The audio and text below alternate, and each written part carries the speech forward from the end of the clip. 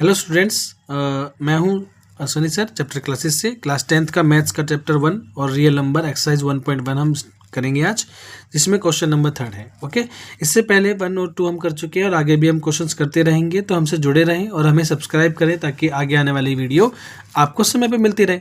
और अपने दोस्तों को भी बोलिए कि सब्सक्राइब करें। ओके बेटा, बिल्कुल सिंपल लैंग्वेज में चलेंगे, ज़्यादा टाइम ख़राब नहीं करेंगे आपका।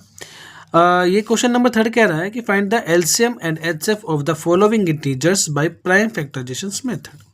ओके, जरा ध्यान से देखो, इसको करना कैसे है। अब हमें प्राइम फैक्टराइजेशन मेथड का यूज करके इसको सोल्व करना है। तो जरा ध्यान से देखेंगे, यहाँ पे नंबर दे रखा है 12, 15 और 21। ठीक है, तो पहले हम 12 के फैक्टर बनाएंगे, जैसे हमने क्वेश्चन नंबर फर्स्ट में किया था। ये जाएगा 2 के टेबल में, 2 6 12, फिर ये जाएगा 2 3 6 और ये जाएगा 3 पर। ठीक है ना। तो हम देखेंगे कि जो 12 है उसको क्या लिखा जा सकता है, 2 मल्टीप्लाई 3। ठीक है, 15 को क्या लिखा जा सकता है, 15 के फैक्टर बनाएंगे जरा। ये जाएगा 3 के टेबल में, 3 5 जा 15 और ये जाएगा 5 के टेबल में, 5 1 जा 5। ठीक है, तो हम यहाँ पे क्या देखेंगे कि जो 15 है उसको क्या लिख सकते हैं, 3 मल्टीप्लाई बाई 5। ये इसके प्राइम फैक्टराइजेशन हो जाएंगे। ओके, फिर हम देखेंगे कि इसके बाद हमारे पास है 21। तो 21 का कैसे फैक्टराइजेशन किया जा सकता है, 21 ये जाएगा 3 के टेबल में, 3 7 जा 21 और 7 के टेबल में 7 1 जा 7। तो यहाँ पे 21 जो है आपको मिलेगा 3 × 7 की फॉर्म में। ओके बेटा, अब ज़रा ध्यान से देखना, इसमें से हम इसका एलसीएम और एचएफ निकालेंगे कैसे। ओके, हम देखेंगे कि 12 के फैक्टर जो आए हैं हमारे, वो आए हैं 2 × 2 × 3। जो हमारे 15 के हैं फैक्टर्स, अब ज़रा ध्यान से देखो, क्या यहाँ पे 2 है, 15 वाले में नहीं है। यहाँ पे फिर देखो 3 है, यहाँ पे 3 है, बिल्कुल है। हम क्या करेंगे, 3 के नीचे लिख देंगे 3। इससे हमें कुछ बेनिफिट क्या होगा बेटा, क्वेश्चंस को सोल्व करते टाइम हम पजल नहीं होंगे। और दूसरा फिर हमारे पास क्या मिल गया, 5।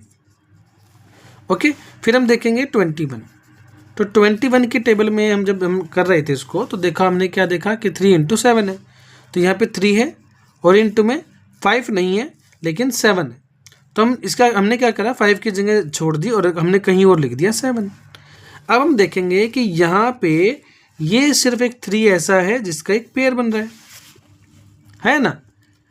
तो एचसीएफ की बात करेंगे तो एचसीएफ पे तो हमको मिल जाएगा सिर्फ और सिर्फ 3। Is it clear. अगर एलसीएम की बात करेंगे तो एलसीएम में थोड़ा सा डिफरेंट है। एलसीएम क्या कहता है, एलसीएम कहता है कि जो कॉमन आया है वो तो आएगा ही आएगा, लेकिन बाकी होगा क्या, बाकी भी आएंगे। तो बाकी देखो क्या क्या आ रहा है, हम देखेंगे यहाँ पे 3 तो आ ही रहा है, हमने लिख लिया 3। ठीक है ना, और क्योंकि तीनों में सिर्फ एक बार आ रहा है, तीनों में एक बार आ रहा है। लास्ट क्वेश्चन में हमने देखा था कि अगर ऐसे पेयर बनते हैं तो जिसमें ज़्यादा बार आ रहा होगा ना उसको उठा लेंगे हम एलसीएम के केस में। बट यहाँ पे क्या हो रहा है, यहाँ पे तीनों में एक एक बार ही यूज़ हो रहा है, तो हमने एक ही बार उठा लिया। यहाँ पे 2 हो रहा है यूज़ 2 बार, यहाँ पे एक बार भी नहीं है, यहाँ पे एक बार भी नहीं है, यानी कि यहाँ पर एक ही जगह पर 2 टाइम्स मल्टीप्लाई हो रहा है 2, तो हमें दोनों 2 उठाने पड़ेंगे। कंफ्यूज मत होना, ये मत सोचना कि सर यहाँ पे भी तो 3 जो है 3 टाइम्स मल्टीप्लाई हो रहा है। नहीं बेटा, एक नंबर के प्राइम फैक्टराइजेशंस के अंदर 3 एक ही बार यूज़ हो रहा है, 15 के अंदर भी एक ही बार यूज़ हो रहा है, 21 के अंदर भी एक ही बार यूज़ हो रहा है। लेकिन ये जो 2 है ना, ये 12 में 2 टाइम्स यूज़ हो रहा है, 12 के अंदर ही एक ही नंबर के अंदर 2 बार यूज़ हो रहा है, इसलिए हमने इसको यूज़ भी किया। फिर हम देखेंगे और क्या क्या बच गया, इधर 5 बच गया और इधर 7 बच गया। हमको क्या मिलेगा यहाँ पर,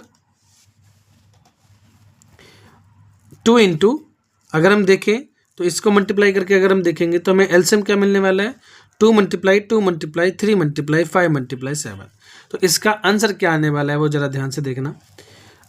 एक बात यहाँ पे आपको और सिखाऊंगा मैं कि 2 है और 5 है, जहाँ पर भी 2 और 5 का एक पेयर बनता है ना बेटा, वहाँ पे एक 10 बन जाता है। 2 × 5 10, ओके, 2 5 जा 10। तो कैलकुलेशंस को मिनिमाइज करने के लिए हम क्या करेंगे कि एक 2 और एक 5 का पेयर बनाएंगे, इस टू, मान लो हमने ये 2 और 5 का एक पेयर बना लिया, इस 2 और 5 का ओनली, ठीक है। ये बन गया बेटा एक 0। 0 हमने सिर्फ इसलिए लगाया क्योंकि मल्टीप्लाई होकर 10 ही बनने वाला है। तो 0 लगाने से हमें एक बेनिफिट हो जाएगा कि हमारी कैलकुलेशन छोटे होने वाली है। अब हमारे पास सिर्फ क्या बचा, हमारे पास सिर्फ एक 2 बच रहा है, एक 3 बच रहा है और एक 7 बच रहा है, ठीक है ना। और क्योंकि 5 और 2 से तो 0 बना दिया हमने, अब इनकी मल्टीप्लाई कर दो बस। ये क्या हो जाएगा, 2 3 जा 6 और 6 7 जा 42। तो हमारा जो एलसीएम आएगा बेटा वो आ जाएगा 42। तो एलसीएम हमने निकाल दिया इसका 4200 और एचसीएफ जो हमारा आया वो आया हमारा 3। तो ऐसे ही हम बाकी के पार्ट्स के भी एलसीएम और एचसीएफ निकालेंगे। इसका सेकंड पार्ट देखते हैं, 17, 23 एंड 29, ठीक है ना। जरा ध्यान से देखो, 17, 23 एंड 29 ये तीनों ही एक प्राइम नंबर है। तो अगर ऐसी बात है कि तीनों ही एक प्राइम नंबर हैं तो 17 जो है वो कैसे लिखा जा सकता है, प्राइम फैक्टराइजेशन हम करेंगे इसका, जैसे पहले वाले पार्ट का किया सेम वैसे ही करेंगे। हम आगे देख रहे हैं इसको लिखेंगे 1 मल्टीप्लाई बाय 17। 23 को क्या लिखेंगे बेटा, 23 को लिखेंगे हम 1 मल्टीप्लाई बाय 23, ठीक है ना। इसके अलावा अगर हम 29 की बात करें तो 29 को क्या लिखेंगे, 1 मल्टीप्लाई बाय 29, है ना। तब तो अब जरा ध्यान से देखो, एचसीएफ की अगर बात की जाए तो यहाँ पे 17 जो है वो एक बार भी रिपीट नहीं है, सिर्फ ऊपर रिपीट है, नीचे रिपीट नहीं हुआ है। 23 बीच में रिपीट हुआ है, ना ऊपर है ना नीचे है।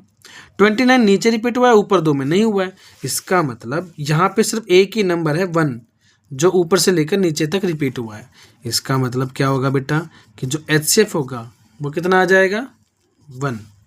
और एलसीएम की अगर बात करेंगे एलसीएम, तो एलसीएम हम क्या देखेंगे, एलसीएम में तीनों नंबर मल्टीप्लाई करने पड़ते हैं। क्या करने पड़ते हैं, तीनों नंबर मल्टीप्लाई करने पड़ते हैं। तो हमारे पास 3 ही नंबर आ रहे हैं, एक तो आ रहा है हमारे पास 17, एक आ रहा है 23 और एक आ रहा है 29। इन तीनों को मल्टीप्लाई कर देंगे, आंसर आ जाएगा।